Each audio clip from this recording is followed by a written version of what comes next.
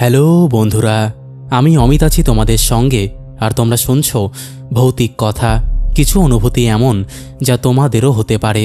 সঙ্গে রয়েছে নেহা। বন্ধুরা, আজকে তোমরা শুনতে চলেছ তিনটি ঘটনা। তিনটি ঘটনায় একদম তিন ধরনের, আর তিনটি ঘটনায় শুনে তোমাদের জাস্ট দারুণ লাগবে।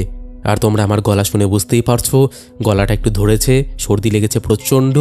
তো আশা করছি এই গলা ধরা শব্দ নিয়ে বা গলা ধরা ভয়েস নিয়ে তোমরা বেশ এনজয় করবে, কারণ শুনতে কখনো কখনো ভালো লাগে এরকম ভয়েস। আশা করছি তোমরা খুব মনোযোগ সহকারে আজকের ঘটনাটা শুনবে। তো সিট বেল্ট বেঁধে নাও, এখন আমরা পাড়ি দেব ভূতের রাজ্যে। আর হ্যাঁ, হেডফোন লাগাতে কিন্তু ভুলো না, হেডফোন না লাগালে ভূতের রাজ্যে পাড়ি দিতে একটু সমস্যা হবে। যাই হোক, আর কথা না বাড়িয়ে এবার আমরা পাড়ি দিই ভূতের রাজ্যে। প্রেমের পরিণাম মৃত্যু। নতুন গ্রামে বিদ্যাকূট বলে একটি ছেলেদের স্কুল আছে। সেই স্কুল থেকেই অদূরেই বালিকা বিদ্যালয় রয়েছে। বিদ্যাকূট স্কুলের নবম শ্রেণীর ছাত্র সুশোভন ঘোষ হীরাপোতা স্কুলের অষ্টম শ্রেণীর ছাত্রী অদ্রিজা সামন্তকে প্রেম নিবেদন করার উদ্দেশ্যে গিয়েছিল। অদ্রিজা স্কুল থেকেই গেটের বাইরে বের হতেই সুশোভন অদ্রিজার সামনে গিয়ে দাঁড়ায়।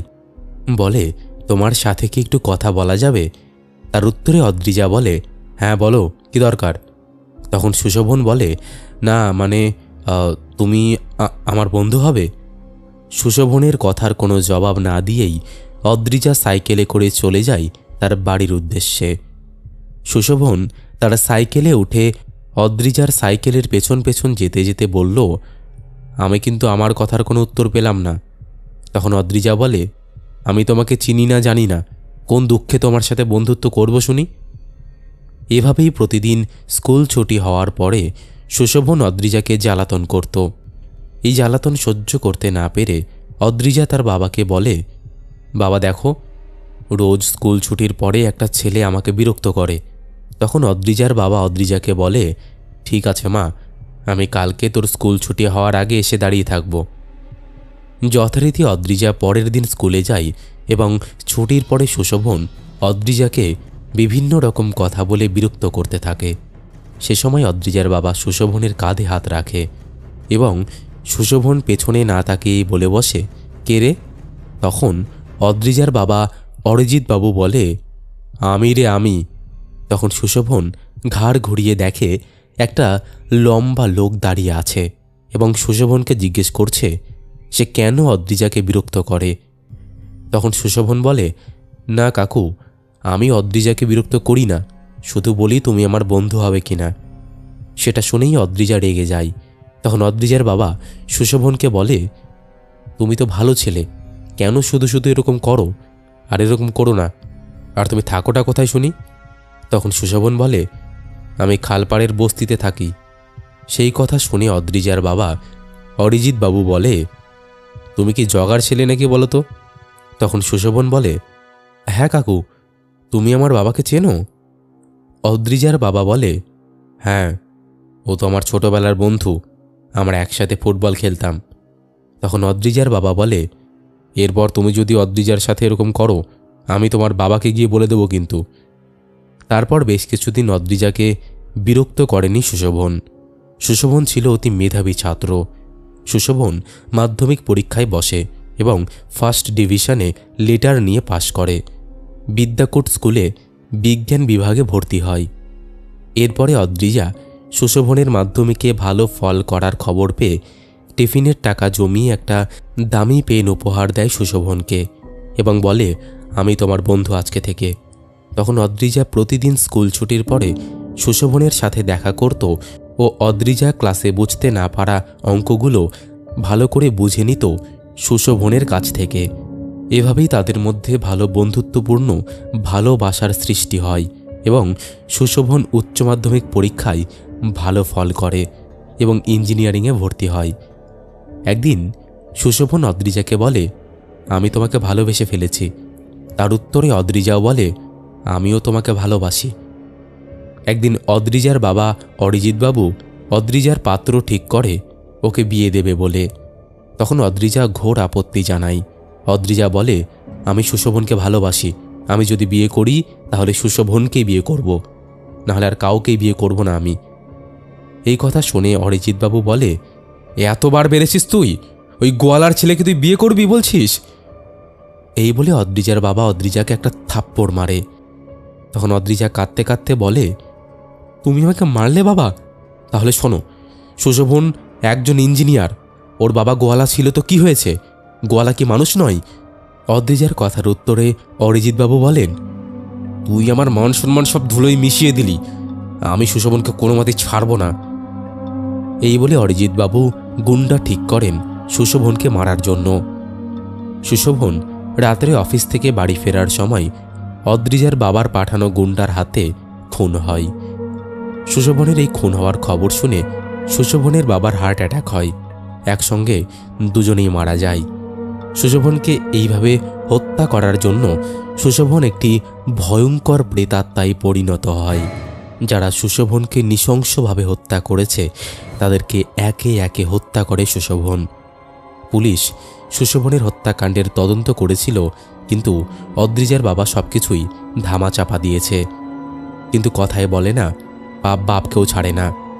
অদ্রিজার বাবার পাঠানো 4 জন গুন্ডাকে নৃশংসভাবে মারে সুশোভনের প্রেতাত্মা। কারোর মাথা পেছনের দিকে থ্যাতলানো, কারোর আবার চোখ উপড়ানো, কারোর আবার শরীর থেকে হাত ও পা আলাদা করা। সুশোভনের আত্মা মারাত্মক দেখতে ছিল। গায়ে ও কপালে কাটা দাগ, জিভটা বাইরের দিকে বের করা, 2 পাটির দাঁতের মাঝখানে জিভটা কামড়ানো, 2 চোখ দিয়ে রক্ত ঝরে এবং মুখে ঘর ঘর করে শব্দ করে কথা বলে।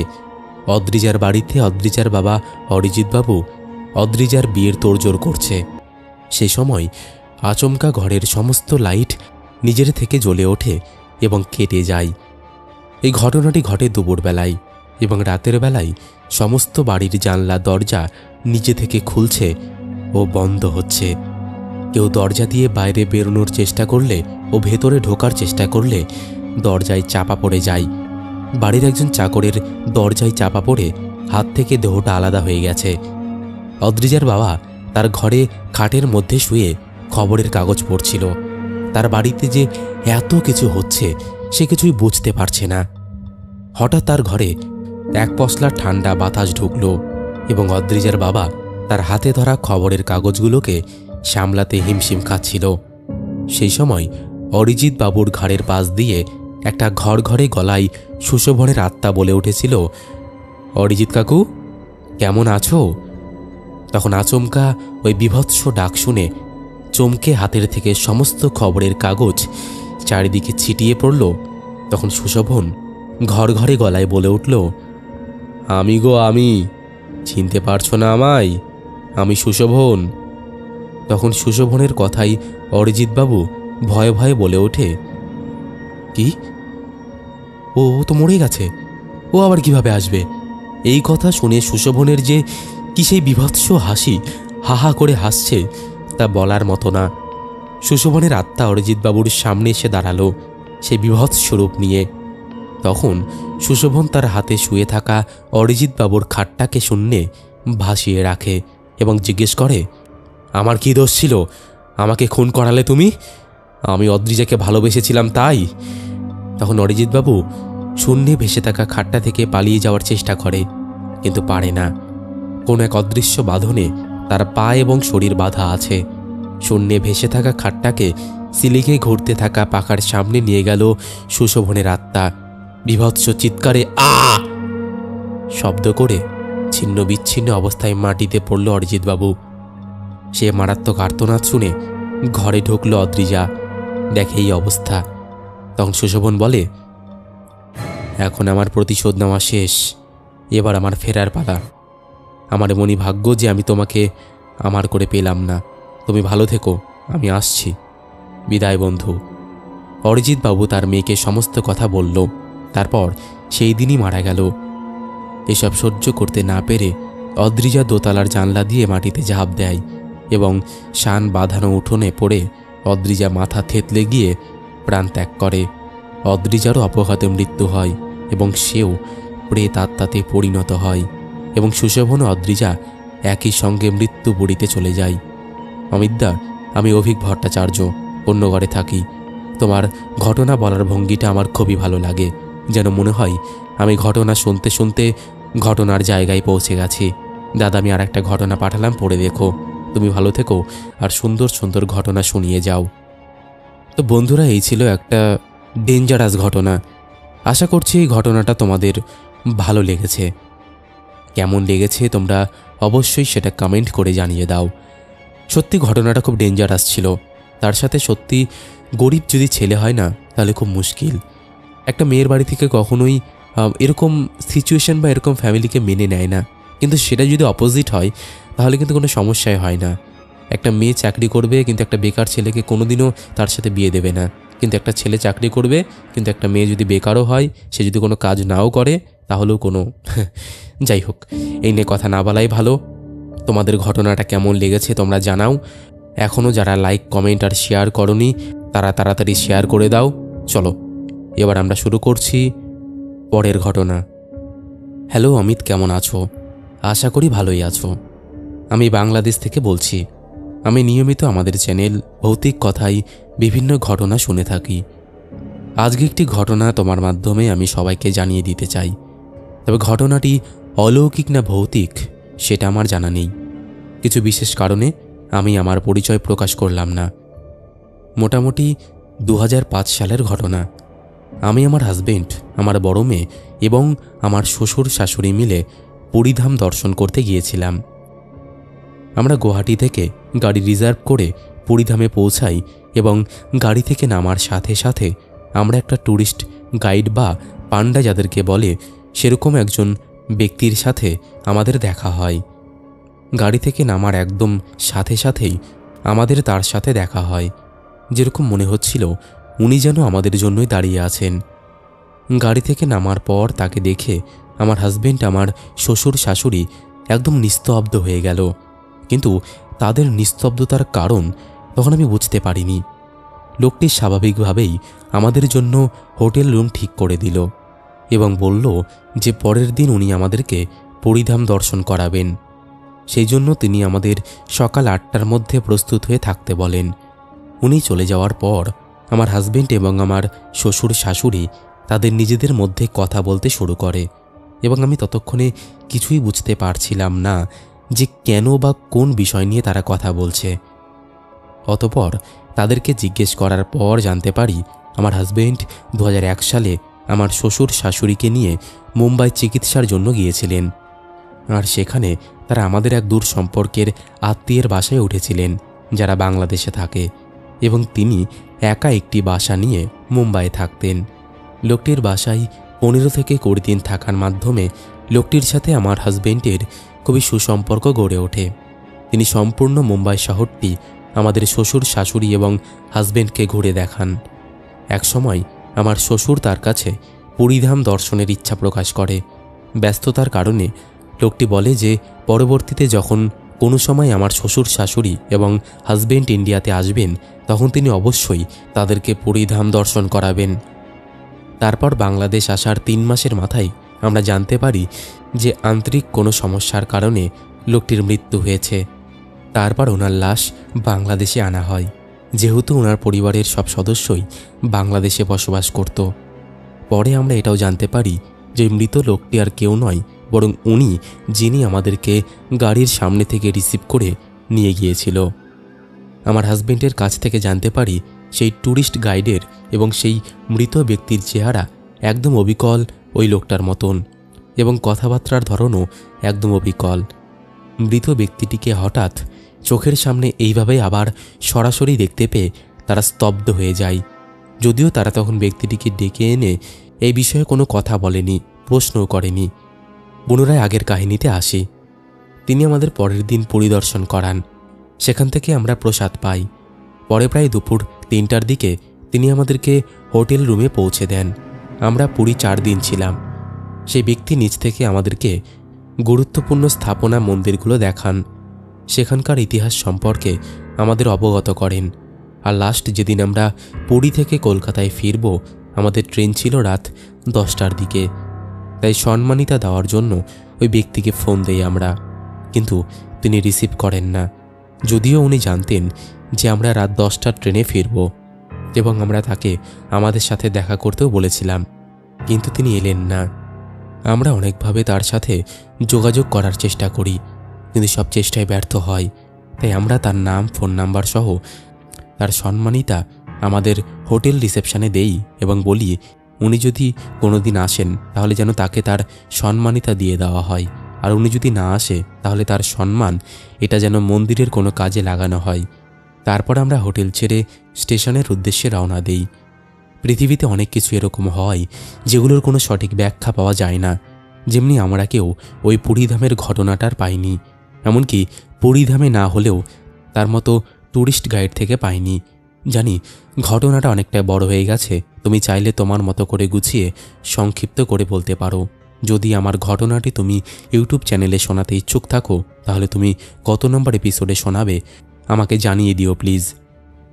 তো বন্ধুরা, এই ছিল একটা, আমি বলবো এটা অলৌকিক ঘটনাটা আশা করছি তোমাদের ভালো লেগেছে।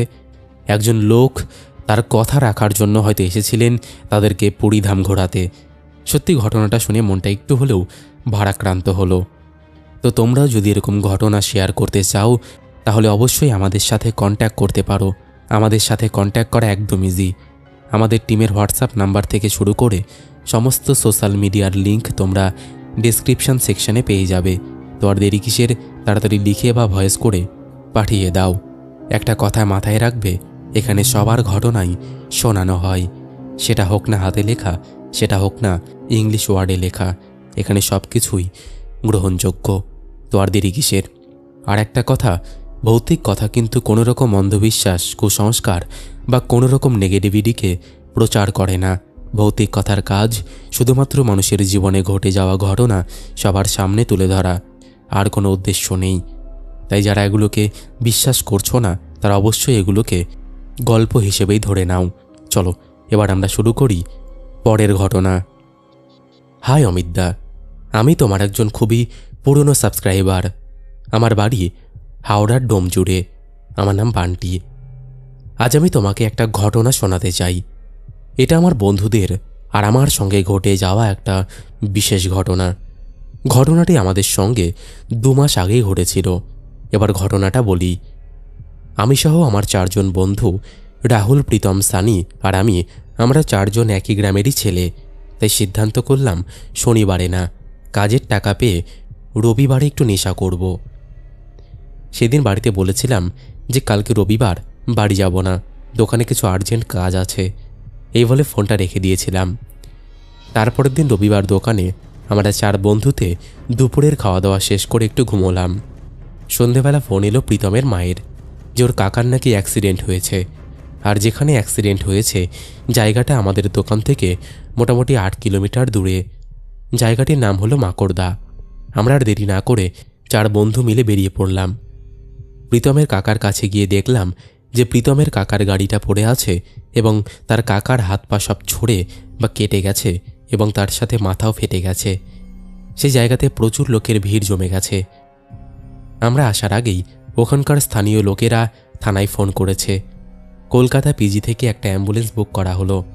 তখন কাকার মাথা থেকে প্রায় প্রচুর রক্ত রাস্তাতে জলের মতন হয়ে পড়ে আছে। 10 থেকে 15 মিনিট পর অ্যাম্বুলেন্স এসে প্রীতমের কাকাকে কলকাতার পিজি হাসপাতালে নিয়ে গেল, আর কাকার বাইকটা থানার লোক এসে নিয়ে চলে গেল। আমরা 4 বন্ধু কি করব ভেবে পাচ্ছিলাম না। সেখানে আমাদের কাছে 2টো বাইক আছে, আমরা আছি 4 জন। আমরা ঠিক করলাম আমরাও পিজিতে যাব।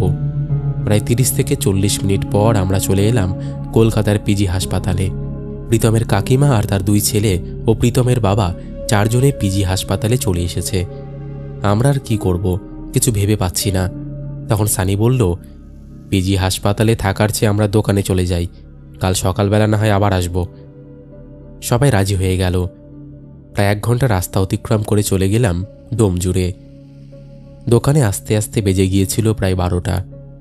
এবার আমরা যে বলেছিলাম ড্রিঙ্ক করব, তাই জন্য রাহুল বলল যে আমি একটা জায়গা জানি, চল। আমি বললাম চল, আজকে তোর জায়গাতেই যাই তাহলে। আমরা পার্টি করব বলে রাতের খাবার রান্না করে তারপরই সেখানে গিয়েছিলাম। প্রায় 10 থেকে 15 মিনিট বাইক নিয়ে যাওয়ার পর পৌঁছলুম সেই রাস্তায়। রাস্তার দুদিকে গাছে ভরা, দূরে অন্ধকারে কিছু দেখা যাচ্ছে না, কুয়াশায় ভর্তি। এক পর্যায়ে আমরা একটি ভালো জায়গা দেখতে পেলাম। সবাই বাইক থেকে নেমে জায়গাটাতে চট পেতে চারজনে বসে পড়লাম। আমরা টিফিনে করে মুরগির মাংস, একটা কুরকুরের প্যাকেট, ডাল ভাজা ও সিগারেট নিয়ে গিয়েছিলাম। সব কিছু শুরু করতে আমাদের প্রায় 12:30 বেজে গিয়েছিল। এবার আমরা 4 বন্ধু মিলে খাচ্ছি। চারজনের একটু করে খাবার পর দেখছি কুরকুরে প্রায় শেষ। তখন রাহুল বলল, তুই তো টিফিন বক্সে করে মুরগির মাংস নিয়ে এসেছিস, কই বার কর মাংসটা। আমি বললাম, দাঁড়া বার করছি। তারপর টিফিন বক্সটি বার করে দেখছি টিফিন বক্সে মাংস নেই, শুধু হাড় পড়ে আছে। এটা কি করে সম্ভব? আমি তো টিফিন বক্সের অর্ধেক মাংস নিয়ে এসেছিলাম, তাহলে হাড় কোথা থেকে এলো? তারপর বেশি কথা না বাড়িয়ে বাইক এবং টিফিনের ব্যাগটি নিয়ে আমি আবারও চলে গেলাম দোকানে। গিয়ে দেখলাম ভাত, ডাল ও মাংস আছে। ভাবলাম রাত্রিবেলা এসে না হয় ডাল ভাত দিয়ে খেয়ে নেব, মাংস যা আছে তা নিয়ে চলে যাই। তারপরে যে জায়গায় আমরা পার্টি করছিলাম সেই জায়গাতে আমি চলে আসি। এসে টিফিন বক্স থেকে মাংসটা থালায় ঢেলে আরও 1 গ্লাস খাওয়ার পর আমরা চারজনে শুনতে পেলাম একটি মহিলা আস্তে আস্তে করে কান্না করছে। বলে রাখি, সানি বলে আমার বন্ধুটা একটু ভীতু গোছের। সে বলল, ভাই ভাই আমি ভয় পাচ্ছি ভাই। রাহুল বলল, চুপ, কিছু হবে না, তোরা বস তো। এই বলে রাহুল একটা সিগারেট ধরালো। তখন প্রায় 1:30 বেজে গিয়েছিল। এদিকে মহিলার কান্নাটা থামছেই না। বলে রাখি, যেখান থেকে কান্নার শব্দটা আসছিল তার পাশেই ছিল একটা ছোট নিম গাছ। এদিকে সানি প্রচুর ভয় পাচ্ছে বলে প্রীতম মহিলাটাকে গালাগালি করলো। তারপর মহিলাটা চুপ করলো। 5 মিনিট পর দেখলাম যে আমার থেকে প্রায় 15 হাত দূরে একটা জমির আলেতে হনুমানের মতো কিছু একটা বসে আছে। রাহুল দেখে বলল যে এত রাতে এই মাঠে তো হনুমান আসার কথা না। সেই পশুটার শরীরটা ছিল হনুমানের মতন, তবে তার লেজ ছিল না, মুখটা পুরো কালো, চোখের মণিগুলো ছোট এবং সাদা সাদা। তারপরে প্রীতম বলল, মাংসটা মনে হয় খেয়ে নেবে, এখান থেকে মাংসটাকে সরিয়ে দে। তারপর আমি উঠে পশুটিকে তাড়া দিচ্ছি হেই হেই বলে। এরপর ওই পশুটি বা জানোয়ারটা বলল, তোরা এখান থেকে চলে যা, না হলে কিন্তু মরবি। শুনে আমরা চারজন ভয়ে কেঁপে উঠলাম। তখন প্রায় বেজে গেছে 2:30। ওই নিম গাছের গোড়া থেকে আবার একটি বাচ্চা মেয়ের কান্নার আওয়াজ ফের শোনা গেল। তার সঙ্গে ওই মহিলাটি ভারী ভারী গলায় বলছে, তোরা এখানে কেন এসেছিস? আমায় কেন বিরক্ত করছিস তোরা? তোদের মরণ আজ আমার হাতেই লেখা আছে। এই কথাটি শুনে আমি আমার বন্ধুকে বললাম, তোর ফোনে হনুমান চালিসা চালা, আর সবাই একটা করে বিড়ি ধরা, আর কেউ যেন নড়াচড়া করবি না, আর বিড়ি শেষ হয়ে গেলে আবার একটা ধরাবি। এইদিকে হনুমান চালিসা ফোনে চলছে, আর আমরা চারজনে বিড়ি খেয়েই যাচ্ছি। ঘাড় ঘোরালে ঘাড় মুটকে দেওয়ার ভয় আছে বলে কেউ ঘাড় এবং শরীর আমরা হেলাইনি। আর যতক্ষণ হনুমান চালিসা ফোনে চলেছে ততক্ষণ সেই মহিলা প্রচুর কষ্ট পাচ্ছিল। তার সঙ্গে আরও জোরে জোরে বাচ্চা মেয়েটি এবং ওই মহিলাটি জোরে জোরে কান্না করছিল। এক পর্যায়ে 3:30 বাজলো এবং মসজিদের আজান দেওয়ার পর আমি বললাম, আজান দিয়ে দিয়েছে, আর ভয়ের কোনো কারণ নেই। এইবার সবাই ওখান থেকে তাড়াতাড়ি করে উঠে পড়লাম। আমরা চারজনে গাড়িতে বসলাম 1 মিনিটও সময় নষ্ট না করে। আমরা চলে গেলাম ডোমজুর থেকে 25 কিলোমিটার দূরে একটি কুমির মরা বলে জায়গায়। ওই জায়গায় গিয়ে ওঝাকে বললাম আমাদের সঙ্গে যে ঘটনা কালকে হয়েছে। ওঝাটি তখন যেটা বলল সেটা শুনে আমার ভয়ে বুকটা কেঁপে উঠেছিল। ওঝাটি বলল, তোরা যেখানে কালকে নেশা করেছিস ওই জায়গাতে একটা মহিলা ও তার বাচ্চাকে নৃশংসভাবে খুন করে ওই জায়গায় কবর দিয়ে দেয়, আর ওই নিম গাছেতে ওদেরকে মাদুলির সুতো জড়িয়ে গাছেতে আটকে রাখে। আর তোরা ওই জায়গায় বসে নেশা করছিলিস। ওই জায়গাতে তোরা আগুন না ব্যবহার করলে আর হনুমান চালিসা পাঠ না করলে তোরা মারা যেতে পারতিস। আমরা চারজন প্রচুর ভয় পেয়ে যাই। তখন আমি ওঝাকে জিজ্ঞেস করলাম, এর থেকে বাঁচার কি কোনো রাস্তা নেই? ওঝাটি তখন বলল, তোদের ভয়ের কিছু কারণ নেই। ওঝাটি তখন আমাদের চারজনকে 4টি মাদুলি, জলপড়া ও তেল পড়া নাকের মধ্যে দিয়ে শুকতে বলেছিলেন, আর বলেছিলেন ওই মহিলাটির বাড়ি এখান থেকে প্রায় 1 কিলোমিটার দূরেই। এরপরে আমরা আমাদের দোকানে চলে আসার পর সবাই জলপড়া খেয়ে এবং তেল পোড়াটি নাকের মধ্যে শুকে মাদুলিগুলো যে যার কোমরে বেঁধে নিই। যাই হোক, আমরা বাড়ি চলে যাই। বাড়িতে গিয়ে আমাদের চারজনেরই প্রায় প্রচুর জ্বর। যেহেতু প্রীতম আর রাহুলের বাড়ি আমাদের পাশের পাড়ায় আর সানির বাড়ি হচ্ছে আমাদের পাড়ায়, তাই মা রাহুলদেরকে ফোন করে জিজ্ঞেস করলো যে তোদেরও কি জ্বর এসেছে? তখন সবাই বলল, হ্যাঁ কাকিমা, প্রচুর জ্বর মনে হচ্ছে। বাড়ি আসার পরে আমাদের হাওয়া লেগেছে। বলে রাখি, জল পড়া আর তেল পড়াগুলো আমরা দোকানেই রেখে আসি, আর এসব ব্যাপার আমরা বাড়ির মধ্যে কাউকে বলিনি। তো এই হচ্ছে অমিতদা আমাদের একটি ঘটনা। আশা করি ঘটনাটি তোমার খুব ভালো লাগবে, আর যদি ভালো লাগে তো আমাদের ভৌতিক কথার সমস্ত সদস্যদের ঘটনাটি শোনার সুযোগ করে দেবে। আর অমিতদা আমাদের এই 4 জনের নাম বান্টি, রাহুল, প্রীতম, এই নামগুলি একবার হ্যালো করে বলে দেবে। অনেক অনেক ভালোবাসা নিও, আর ভৌতিক কথা চ্যানেল যেন এভাবেই বড় হয়। ইতি তোমার ছোট্ট ভাই Bunty. Hello Bunty, hello Sunny, hello Rahul, hello Pritam. তো বন্ধুরা, এই ছিল আজকের 3টি ঘটনা। আশা করছি তোমাদের ভালো লেগেছে। কোন ঘটনাটি সবথেকে বেশি ভালো লেগেছে তোমরা অবশ্যই সেটা কমেন্ট করে জানিয়ে দাও। তোমরা রেটিং দিয়ে দাও কোন ঘটনাটা তোমাদের সবথেকে বেশি ভালো লেগেছে। তো চলো, বেশি কথা বাড়াবো না, এবার আমরা শুরু করি শাউট আউট পর্ব। শেষের এপিসোডে ফার্স্ট কমেন্ট করেছে সোমা দাস, লিখেছে 2টো ঘটনায় ভয় লাগলো আর খুব কষ্টও লাগলো। সেকেন্ড কমেন্ট করেছে বাপন কুমার, হাই লিখে লাভ লাভ রিয়াক দিয়েছে। থার্ড কমেন্ট করেছে দিয়া দাস, লিখেছে হ্যালো অমিতদা, কেমন আছো তুমি? ভালো আছি গো, তুমি কেমন আছো? তারপরে কমেন্ট করেছে রাকেশ পাসওয়ান, লিখেছে চলে এলাম অমিতদা। শেট্টি শাহজাহান লাভ লাভ রিয়াক দিয়েছে। বিকি বাগচি লিখেছে চলে এসেছি। শুভভক্ত লিখেছে হাই অমিতদা, আগের 2টো ঘটনা অসাম ছিল। তারপরে কমেন্ট করেছে Biswajit Das, Sakshi Adhikari, Gunjan, GW Sayan gaming, Krittika Das, Mandi, Tanmoy, Amlik Rudra, DJ vlogger Anish, Kunal Mukherjee, Mishti Pakhi, Nandini রয়, সুমিত ঘোষ লিখেছে এসে গেছি দাদা, তোমাদের ওইখানে গরম কেমন পড়েছে? ভালোই গরম পড়েছে গো, মানে সাডেনলি গরমটা পড়ে গেল। তারপরে কমেন্ট করেছে কেমন আছো ভাই, আমি চম্পা মহন্ত, আমি তোমার দিদির মতন, আমার নামটা বলো। হ্যালো বম্পাদি। তারপরে কমেন্ট করেছে গীতা গোস্বামী, কবিতা চৌধুরী, শ্রীমন্ত মল্লিক, আকাশ রয়, শ্যামসুন্দর নাহার, শিহাব শরীফুদ্দিন, রঞ্জিত দাস, ইটস হাবিব লিখেছে অমিতদা কেমন আছো, আবারও চলে আসলাম ভৌতিক কথার শহরে ভূতের গল্প শুনতে। আমার একটা বন্ধু আছে গৌরব, ওকে একটু হ্যালো করে বলো। হ্যালো গৌরব। তারপরে কমেন্ট করেছে অভিজিৎ মধু, সোনিয়া পাত্র, গণেশ মাঝি, বিদিশা ঘোষ, প্রীতম বিশ্বাস, ইজমালি কমেডি, পাপড়ি দোলা, সমিত মান্না, রঞ্জিত মান্না, সবাই লাভ লাভ রিয়াক দিয়েছে। তারপরে কমেন্ট করেছে জয় রয়, দাদা আমার নামটা একবার বলো। হ্যালো জয়। তারপরে কমেন্ট করেছে অভিজিৎ মধু, লিখেছে আচ্ছা দাদা একটা কথা জিজ্ঞেস করবো, প্লিজ রিপ্লাই দিও, তোমার কি বিয়ে হয়ে গেছে? কিছু মনে করো না, যেহেতু ফ্যামিলি মেম্বার তাই দাদা হিসেবে জিজ্ঞেস করলাম। না গো, আমার বিয়েটি হয়নি, বহুত দেরি আছে এখনও, বাবারে। তারপরে কমেন্ট করেছে রাহুল মাইতি, অঙ্কিতা ভট্টাচার্য, কার্তিক সাহা, দেবাশিস বাগচি, পাপিয়া দে, ইন্ডিয়া পাওয়ার, আলিপ রয়, মডার্ন, সুরজিৎ মণ্ডল, জয় সাধু খান, স্বপ্না বাজেল, সুদীপ চক্রবর্তী লিখেছে হ্যালো অমিতদা, ধন্যবাদ তোমাকে আমার বলা স্টোরিটা তোমার সুন্দর গলায় শোনানোর জন্য। থ্যাংক ইউ সো মাচ ভাই। তারপরে কমেন্ট করেছে সঞ্জু ঘোষ, শঙ্কর চক্রবর্তী, সঙ্গমিত্র রয়, মনিকা ত্রিপুরা লিখেছে রাতে তোমার সুমধুর কণ্ঠে শুনতে পারলাম না, নেটওয়ার্ক প্রচণ্ড সমস্যার জন্য। কোনো প্রবলেম নেই গো। তারপরে কমেন্ট করেছে প্রণয় মুখার্জি, সরস্বতী হালদার, দেবরাজ ভট্টাচার্য, লালটু দাস, বর্ষা চ্যাটার্জি লিখেছে আসলে দাদা বাড়ির একটার পর একটা সমস্যা লেগেছিল, তাই সরস্বতী পুজোর দিন আমার অ্যাক্সিডেন্ট হয়েছিল, মেয়ের এক্সাম চলছিল, এই জন্য একটু বিজি ছিলাম। আচ্ছা কোনো সমস্যা নেই। তারপরে কমেন্ট করেছে রিন্টু বুনিয়া, নিতু কুমার, এরকম আরও অসংখ্য প্রিয় মানুষেরা আমাদের শেষের এপিসোডে কমেন্ট করেছে, যাদের কমেন্ট আমি আর চাইলেও পড়তে পারছি না। তো আজকের মতন এখানেই শেষ করছি, আবার দেখা হবে নতুন কোনো ঘটনা নিয়ে।